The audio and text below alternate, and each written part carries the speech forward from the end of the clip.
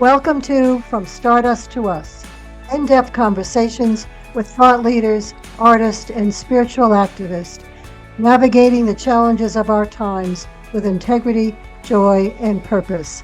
I'm Bernice Marie Daly. And I'm Linnell Hayden. Thank you for joining us today. We really appreciate our listeners. You can find us on YouTube, Buzzsprout, or any place where podcasts are found. If you enjoy our conversation, please help us reach more people by subscribing, liking, and commenting. So let's get into this week's conversation. Welcome back to From Stardust to Us. This is part 2 of our conversation with Leslye Colvin, a spiritual writer and contemplative voice, calling us towards truth and compassion. In this episode, we continue exploring colonization, collective memory, and what Jesus' words on the cross offer us today. Let's return to that conversation. My question is, how can we keep the suffering of one man on a crucifix 2,000 years ago? How can we keep that isolated from the suffering that's going on today? And mind you, he was not the only person to have been crucified unjustly 2,000 years ago. We forget that. We say Jesus was innocent. Only God knows how many of the other people who were crucified 2,000 years ago or before were innocent. Because crucifixion was an instrument of the state that was used to teach people to stay in their place. Yeah. The shame of being on a cross, stripped naked, in a society where people did not go around naked. It was to put shame on that person and that person's family and people who thought like that person did. It's very dehumanizing, which Yes. is what we're seeing today in a lot of ways. And another thing you talk about whitewashing of Jesus's crucifixion. It's seen in a lot of circles as just sort of an entry ticket into heaven, and all we have, it's not, so I can sort of be whoever, do whatever I want to do, and as long as I go to church, I'm good. But there's so much more, to that. You talk about this is part of what I have recently come to realize is the colonization of Jesus and his teachings. We need to decolonize his teachings. They've been colonized by the Western world, by mainly, I guess, Rome. And, I came to that realization. I took a trip a few years ago to Iona. And beautiful in Scotland, and they still are very much, it's where Celtic spirituality, that's their indigenous spirituality. And when a sort of conquering people come and the religion come, it takes on the framework, if you will, of that indigenous culture. So there's still a lot of, even within the Christianity, there a lot of reverence for nature and, things like that, which was lost. Unfortunately, it was the Roman Christianity that sort of spread, which was a very patriarchal, culture. Yes. That separated, sort of dehumanized people and took the women out of the church and the teachings. And so, I just wanted to say that, time to decolonize Jesus, I think. Thank you very much. And I want to do a shout out for St. Mary Magdalene. Yes. Who we honor on today, the 22nd of July. Yeah. I was also thinking this morning, though, about Jesus as a child and how he would have been formed by being a marginalized person. So Jesus would have known when it was safe and when it wasn't to be out, to be playing with his friends, how to respond if he encountered or when he encountered Roman soldiers, right? Yeah. That would have marked him. And using that in a similar way when later he's in scripture and he talks to the Samaritan woman, and I say that she is flipped with him when he asks her for water, because she has been taught how to respond to men. She's a Samaritan woman. She's been told how to respond to Jewish men to protect herself. And so that I see is her being flipped as a form of, why do you ask me for water? A way of protecting herself. Yes. Um, I appreciate you bringing up colonization, because that is so present in our lives that we don't even recognize it. And I imagine that you going to Iona would have been a transformative experience for you. Um, I haven't shared this, but I am a fan of Celtic spirituality. Um, and Join the I, crowd. Welcome, welcome. yes, yeah. And one thing with capitalism, I was talking earlier about having one winner, and I visited Ireland a while ago, and one thing that fascinated me was that when they built structures, they did not seek to model perfection, but they would have a flaw that was noticeable to the eye so that you would not think this was perfection, to acknowledge imperfection. And I don't think we appreciate that idea. We seek everything to be perfect. Right. And only that I meant, applies to the divine. excuse me, so that applies to, The divine. uh, And even then, is it perfection or is it wholeness? mm-hmm, mm-hmm. So that's turning a conversation in a little track there, that last phrase. Um, I would like to mention sort of as I'm listening to this conversation, a couple of things popped into my mind I'll just share. Is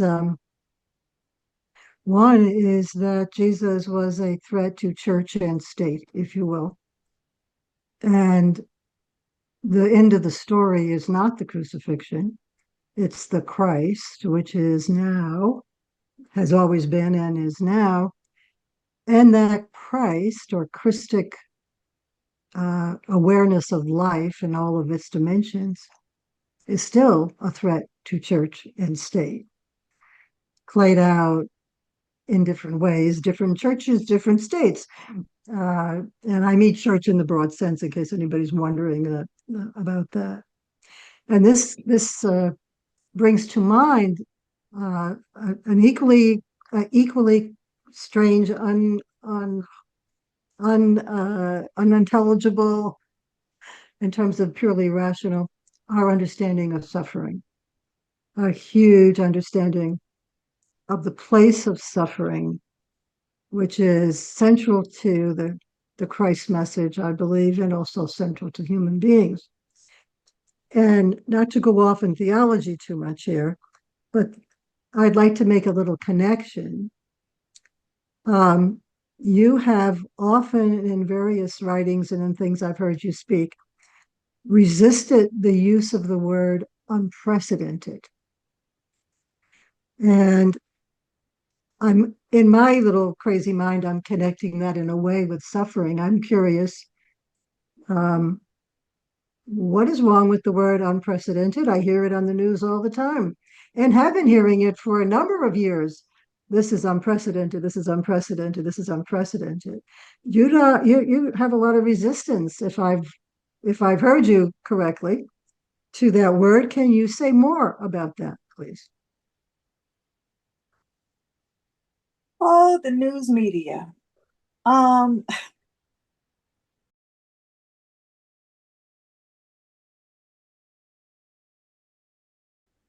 I resist that because it has been used so much. And just because something is new to my understanding, does that mean that it is new? Mm-hmm. And so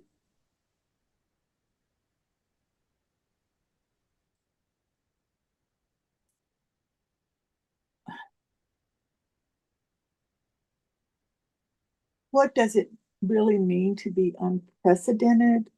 And what is the value of saying that something is unprecedented if nothing is being done to address it? It's not it's not like saying, oh, I enjoyed going to the new restaurant. The service I had was amazing.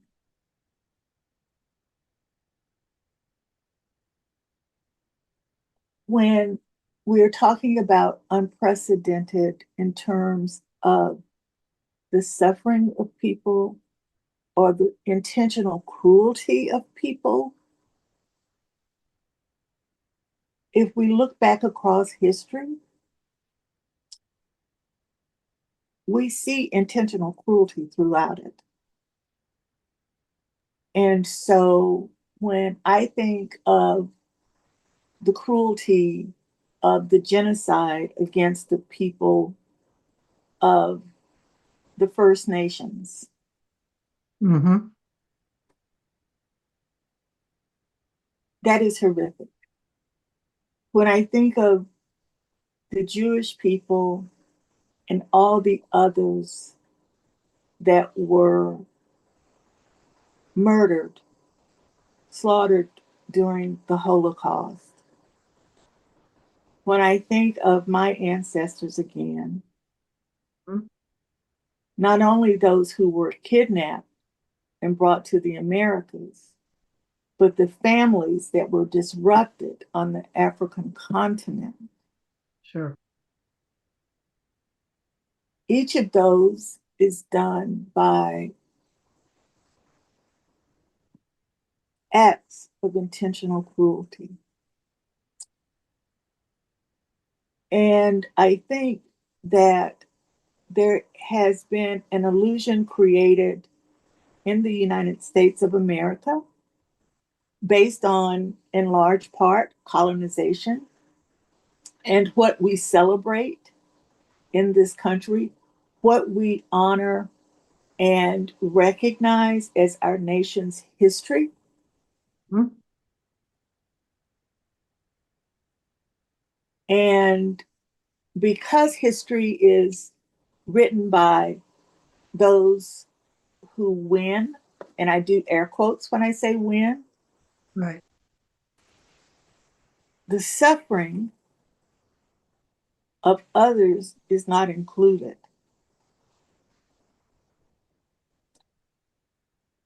And so we see suffering being created today by intentional cruelty. The reason I say it's unprecedented, or another reason that I say that, is that it is being done today in a different format. Mm-hmm. This is not the first time that we have had a presidential administration to make decisions that were not in line with the ideals of this country.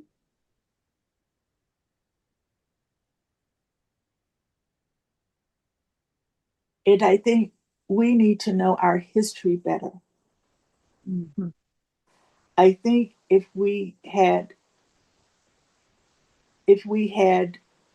more, if we had a better understanding of our history, not just those who won,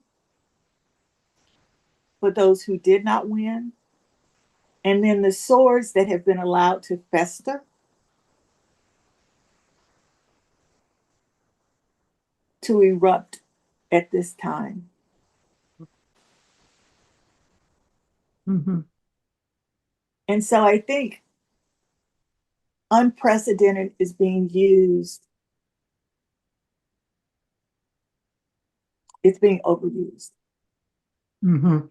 And without sound explanation of why something is being identified as Yeah, unprecedented. So that's why I resist it. sure. It sounds like, the particular incidents that may be being referred to is unprecedented in that exact way in this exact moment, but certainly uh, the historical context is well beyond all of that and has been going on for centuries, for centuries.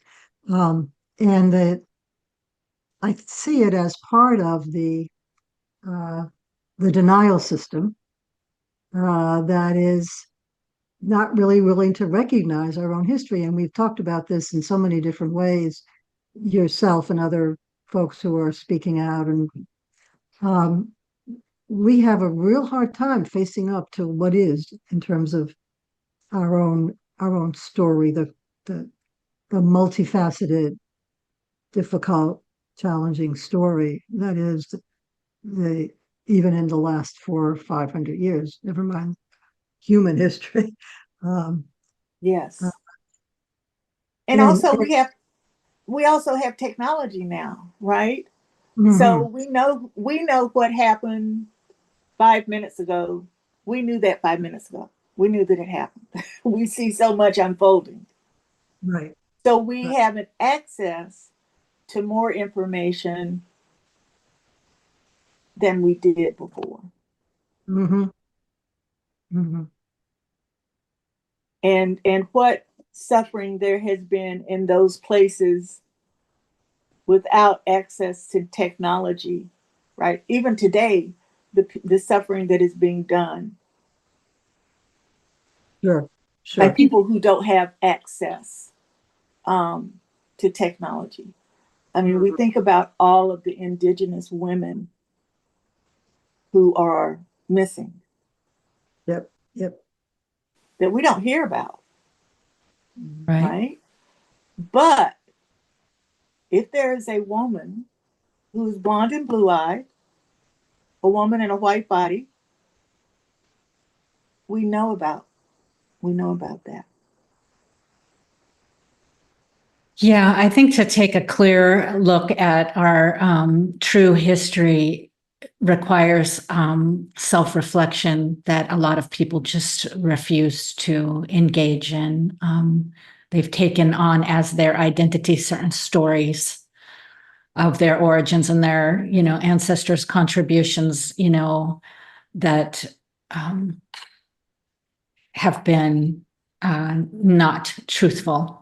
I'll just say a lot of people's contributions, which has been erased, which is part of the cruelty that's happening, or commandeered, colonized, so to speak. There, there's one thing I want to mention that I don't think I responded to that Bernice asked about Jesus being a challenge that Christ being a challenge for the Church and state. Yeah. church and state. Mhm. Yes, that we evolve and we grow and we learn, and science is a wonderful model of that, right? Medicine. To think that we were in a global pandemic 5 years ago Hmm. Hmm. and wondering, I was at that time, I was my mother's caregiver. And so my fear was bringing COVID home. Right. And you know, in the early part, people were dying. Just Oh, yeah. there seemed to be no rhyme or reason. Mhm. But science and medicine allowed us to have a vaccine or a number of vaccines Mhm. to help address that. So, in a similar way, our faith is not constant. It's not that we have been given this rule of loving God and loving our neighbors as ourselves. But how do we do that in different circumstances? Mhm. Mhm. And if we are at a place of constancy of, well, I was taught this, okay, but we have to read the signs of the time. What's happening right now? Right. And Right. how can I use that teaching? What is that teaching? How is that teaching speaking to me today in light of what I see happening today? Exactly. Exactly so. And so, because of that, we never get to a point where we say, this is Christ, because, and this is the end all be all as I understand it now, because my understanding is limited. My knowledge of language is limited, Sure. right? And so, yes, so we are to constantly be engaging and wrestling with our understanding Yes. and being willing to talk to people who have different understandings. Yeah. And who knows, we may come up with something great that was totally unforeseen. Right. Right. So, yes, so Christ is a challenge. Um,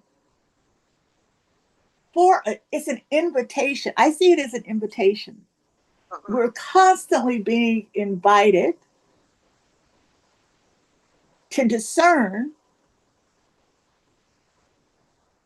how we can bring Christ ourselves into what is unfolding today in our world, in our society, in our homes, in our lives. Mm. Absolutely. Absolutely. And there are those who talk about that exact thing, Leslye, as you know, as the, evolving Christic consciousness, which is moving into wholeness that you mentioned before. And that's a whole other episode. Yeah. Leslye, I wanted to sort of pivot here. I think we're coming up to our hour, but I did want to ask you, you write about, how do you word it? My uh, African American Catholic heart. And recently you've added transcending my African American Catholic heart. Mhm, mhm. So, what does that mean? Yeah. Okay. That had So me too. That had me too. And I was like, Yeah. oh, this is yes. important. What has So happened here? when I started Leslie's Labyrinth, it was writing from my African American Catholic heart. And a few months ago, I changed it to transcending my African American Catholic heart.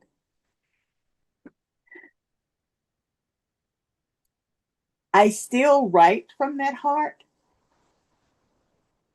but I think one, African American Catholic. So growing up where I did, there were not a lot of Catholics. Like there's one parish in my hometown. We've got a population of maybe 65,000. And growing up in a Black body, there are challenges in society, and we have to come to recognize and appreciate who we are in a society that dismisses or denies our dignity, our value. And so to say African American is to acknowledge the role that colonization and the slave trade have played in bringing me into this world.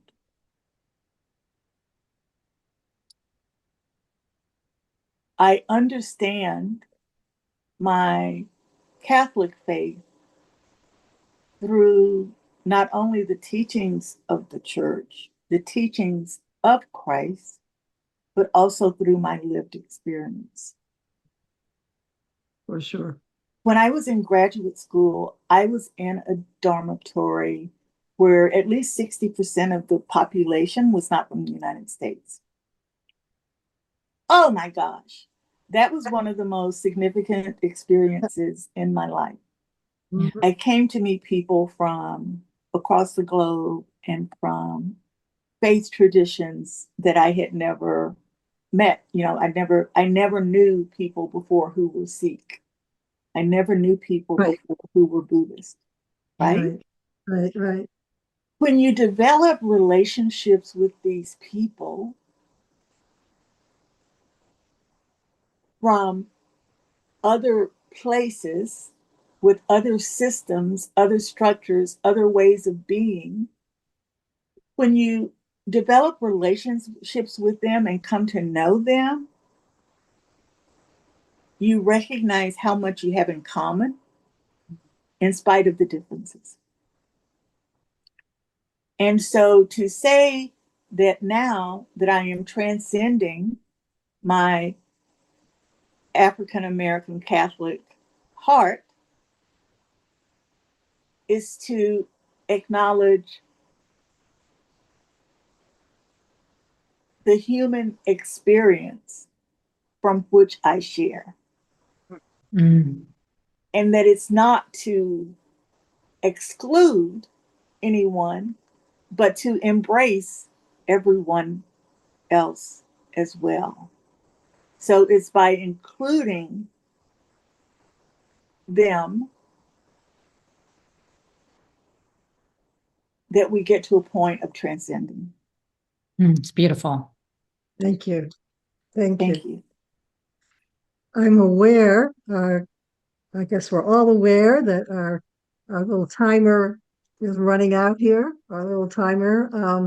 And I'm wondering if you could share with us, please, maybe a closing favorite quote or thought that we would like to um, end our conversation today with. And thank you profoundly for joining us, and have enjoyed having Ah, this conversation with you. well, I thank you for the invitation. I wasn't sure what we were going to, how it was going to flow, but I am, I'm excited. I feel really good. It's been a good conversation for me. So thank you both. Oh, absolutely. Thank you. Thank you so much. And Leslye, So, also, if you'd like to share how people can find out more about you, maybe your website. okay, so I do have a website. It is Leslye Colvin, well, LeslyeColv is in Vanessa, IN is in Nancy, .me. And I also write on Substack. So I have a new account on Substack, Leslie's Labyrinth. And it's important to remember that my mother spelled my first name Leslye. Mhm. So Leslie's Labyrinth is on Substack. Thank you. Wonderful. And the quote, all flowers don't bloom in spring, is one that I came up with myself. Aha. All Aha, flowers do not bloom in spring. all flowers Okay. don't bloom in spring. But the one that inspires me is and helps steer my ship is from Sister Thea Bowman. Mhm. What does it mean to be Black and Catholic? It means that I come to my church fully functioning. I bring myself, my Black self, all that I am, all that I have, all that I hope to become. I bring my whole history, my traditions, my experience, my culture, my African American song and dance and gesture and movement and teaching and preaching and healing and responsibility as gift to the church. And I like to add that that would also be a gift to the world. Absolutely. Absolutely. Thank you. Thank you so Thank you, much. Leslye. Thank you so much. Thank you. Thank you. Have a Thank you both beautiful day. so much. Thank you. It's lovely.